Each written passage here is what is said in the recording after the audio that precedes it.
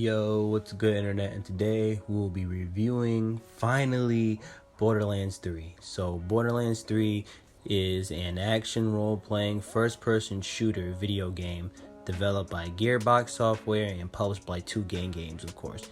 And it is a sequel to Borderlands 2 and the fourth main entry of the Borderlands series. So sometime after Handsome Jack's death, just like the Crimson Raiders, Troy and Tyreen Calypso learn that there are other vaults outside in other planets. So the Calypso twins and the violent cult named the Children of the Vault wants to claim the vault for themselves. So Lilith, the leader of the Crimson Raiders, recruit other vault hunters to help stop the Calypso twins from retrieving the vault. And surprisingly, playing through the game, most of the characters from the previous Borderlands games return to cause some major mayhem. So of course you got 4 brand new vault hunters. So you got the operative that deploys gadgets to control the battlefield through misdirection, special manipulation, and a sour dispossession. Then you got the siren that unleashes her elemental siren powers to hold enemies and pummels them into battle. Then the beastmaster that works with their animal companions and special skills to feed on the nightmares of their enemies. And then finally you got the gunner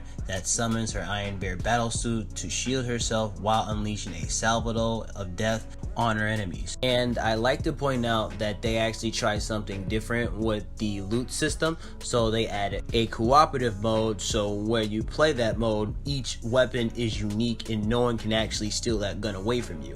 And then you got competitive mode, which is technically the same old traditional Borderlands. So if they take that loot first, they take that loot first. So of course, for each missions that you do, you can level up and gain experience, and while doing so you also get rewards like grenade mods, weapons, and trinkets, and all crazy amount of stuff. There is crazy, and I mean crazy amount of weapons and grenade mods and stuff in this game. It will blow your mind, and it will be really hard for you to get rid of that gun. For each gun that I grabbed, I did not want to get rid of my guns at all. I wanted to keep each and every last one of them. And I definitely want to talk about the skill tree, because of course most of those characters can have those abilities, but they can have different versions and variations of those abilities as well, so it could switch. So for example, my gunner class could switch to a minigun and then also have a grenade.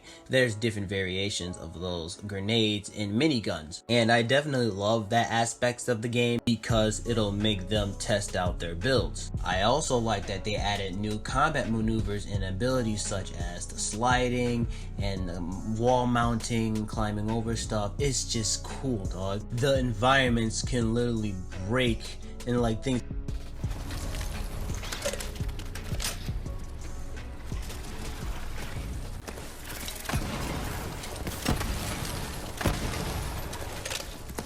Oh, that's cool. I didn't know you could do that to the water. You could freeze the water, bruh. Oh yeah, that I like. For example, like if you get behind a short barrier, it can be destroyed by an enemy, and it's just awesome. And including that, graphically the game is 10 times better than Borderlands 2.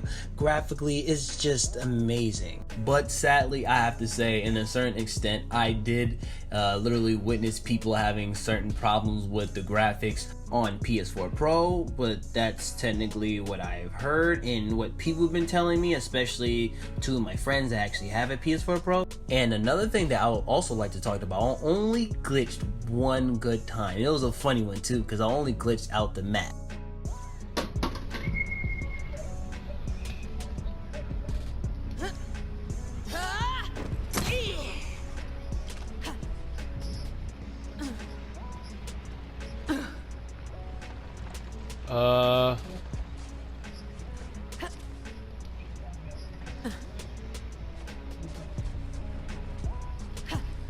Where am I? Am I dead? You dropped? You didn't Yeah, die? I dropped. No, nigga, I didn't die. I don't know where I'm at. I'm scared.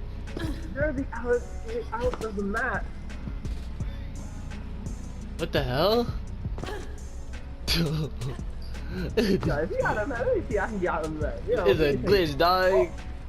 What?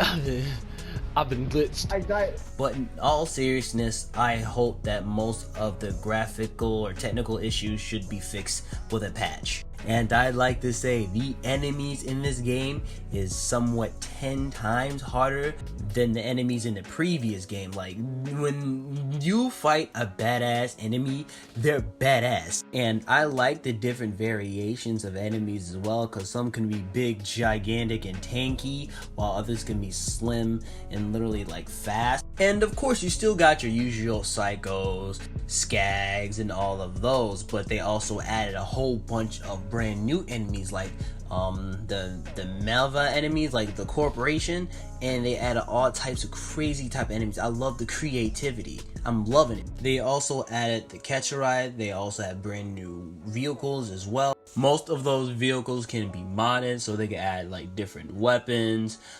different versions of boosters, and you could customize the color as well. And then you could also collect most of those parts by literally stealing other, like, you know, vehicles from those bandits.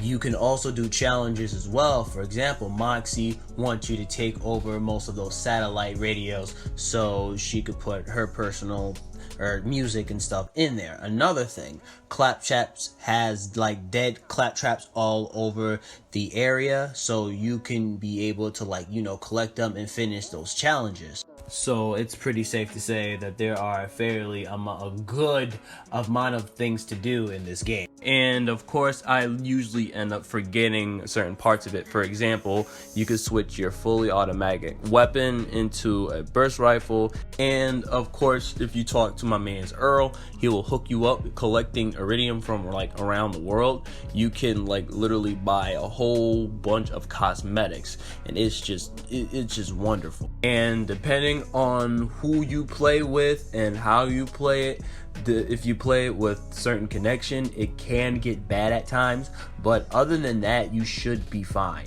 I'm not going to keep you guys longer, so I'm going to hop on to the overview. So on the positive side of things, the story was alright in my case.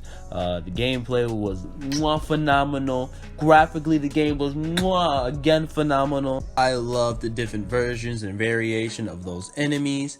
I love the skill tree in most of the vault hunters in the game. I like that they had little customization, aka a lot of customization in the game, and it seems to have lots of contents down the line. And on the negative side of things, I did encounter like one glitch. There were major problems with graphical features in the PS4 Pro, and depending on who you play with, it can lag. So of course, its initial release date was September 13th, and it should be on most platforms, so PS4, Xbox One, Google Stadia, and PC. If you get the actual game either in stores or digitally, it'll cost you $60, and if you get the Super Deluxe Edition, it'll cost you $100. So is this game actually worth it? Fuck yes, this game is definitely worth the money, especially if you're a person that loves to cause major mayhem. So I'm not going to keep you guys longer, so of course, if you like this video, please don't forget to like, comment, and subscribe to the channel if you haven't subscribed to the channel yet. I do reviews, videos, PvP matches, streams, and more. And please don't forget to follow me on my Facebook page and my Twitch account, because I stream on those platforms as well. Everything should be in the description box below. Stay blessed.